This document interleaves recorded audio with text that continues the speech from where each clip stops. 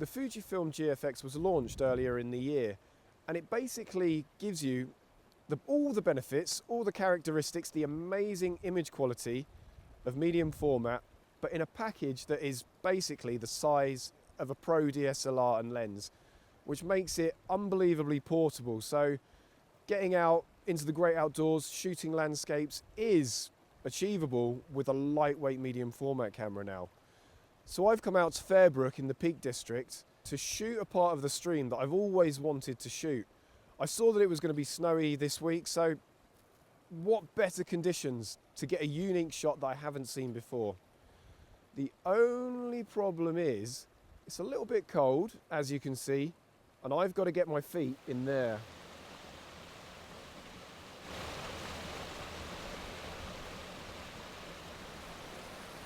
So I'm all set up and I've chosen to shoot with the 23mm lens, and in full frame DSLR terms that's about 18mm, so I'm getting a really lovely wide shot here. I've got these rocks down here in all the way back up to Kinder Scout in the background, and I've got my filters on the front,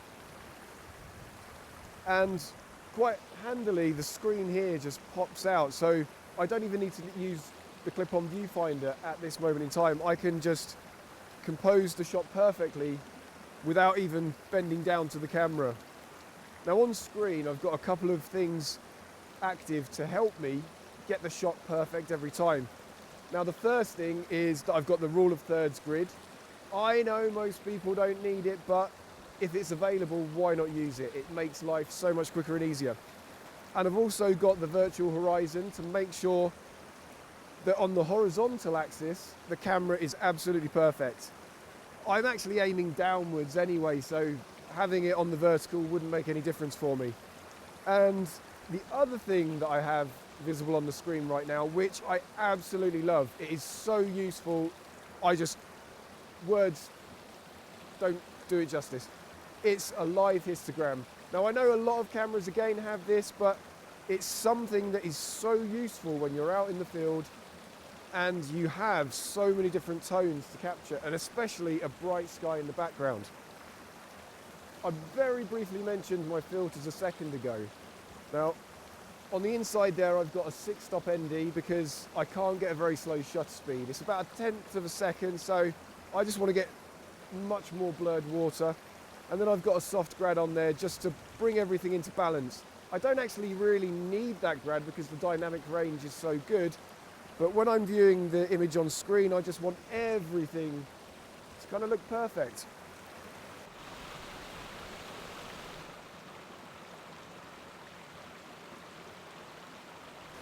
What I'm going to do now to focus is probably one of my favourite features.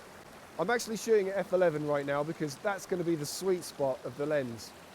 One of the characteristics of medium format is that the depth of field is shallower than a full frame DSLR at an equivalent aperture. So what I'm going to do to make sure that I've got pin sharpness literally from there all the way to the back is to focus stack. And to focus on the foreground with the Touch AF setup, all I have to do is touch the LCD screen there on the point. That's in focus. Take a shot, and that's going. Because the shutter speed dial only goes down to 1 second, I've got it onto the T setting, and using that setting I can set any shutter speed up to 60 minutes. Obviously 60 minutes is pretty extreme and I can't think of many applications where you'd need that, but it's there and it's really handy. Okay, so that's shot 1 taken. Now I'm going to focus on the next point. That's in, take the shot. And again, the timer is taking care of everything for me. Do you know what? You wouldn't think it, but this is so easy. I'm barely having to do any work. Obviously, I've got to compose the shot. I've got to make sure I've got the right settings, but I'd say the handling and the logistics of getting the shot is just so simple. Okay, so we're coming up to the end of that second shot. And now I'm going to get a third shot, just to make sure the background is in. And remember, I'm using a 6-stop ND filter, so it's stopping 6 stops of light, and the camera can still focus through it. I can see everything on the screen. It is almost as if I haven't got a practically opaque filter on the front of the camera. It can just see straight through it. On a day like this, on any day, it just makes shooting so much quicker and easier.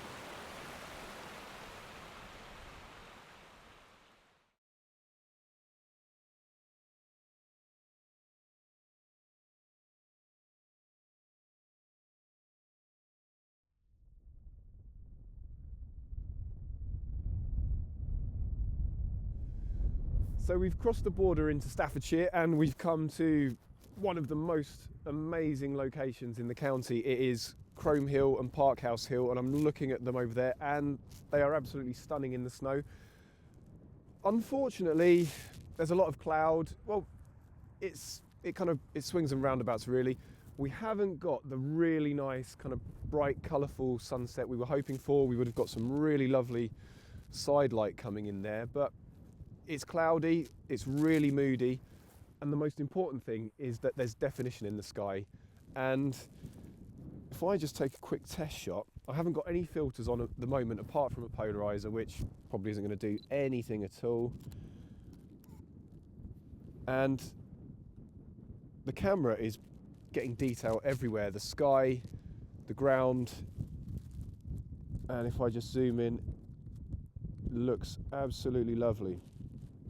So what I'm doing differently this time is I've swapped up the lens because the 23mm was just way too wide. I've stuck the 32 to 64 on, and that's giving me a focal range of about 21 to 51mm on a full frame DSLR. And I'm shooting at the longest end. Now, for this particular shot and this scene, I could do with a slightly more telephoto lens, but I don't have one with me today. I've just got, there's a little farm down there, and I'm just getting that in the corner of the frame. But it doesn't really matter because I've got so many pixels to play with. I know it's not great practice to be thinking about cropping things out, but sometimes you've just got to do what you've got to do. And I've got an absolutely lovely shot there. So I'm just going to take a test shot here. There is a tiny amount of colour just coming in behind the hills, and on the LCD here, it looks absolutely lovely.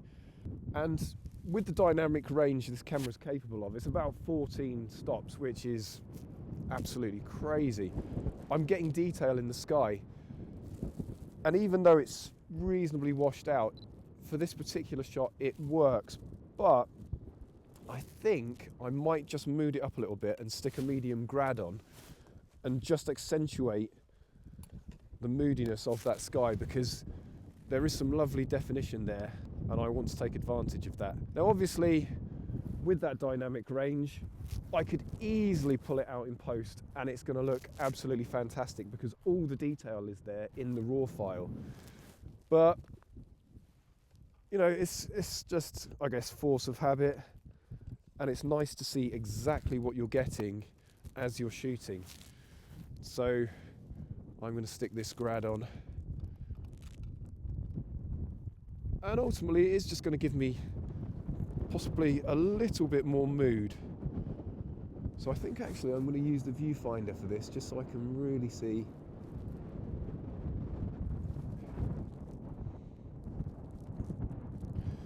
So let's see how this looks.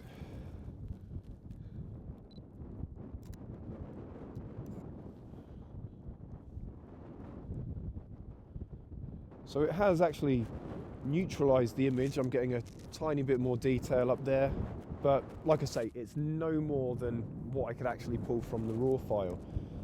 And the scene is slowly warming up ever so slightly.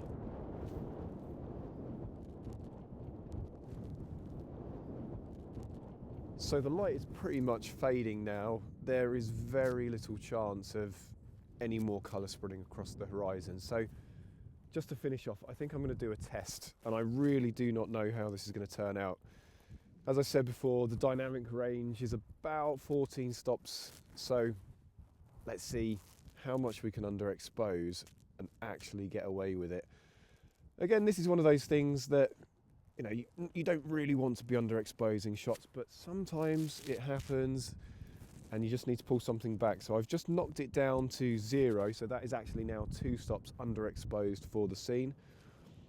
And let's just grab a shot there, see how that looks, and now let's push it down to 4 stops under a correct exposure. If you can see the screen there, it looks like nighttime. And there's a shot there, and actually just realizing there, the histogram, we haven't actually lost anything yet. Let's push it a bit further. So let's go for 6 stops. I can barely see anything on the screen again, and it is going to be a real test to see how this looks. There we go. So it's going to be really interesting to see whether we can pull the detail out of this shot or not without it being really horrible and noisy. Really looking forward to that.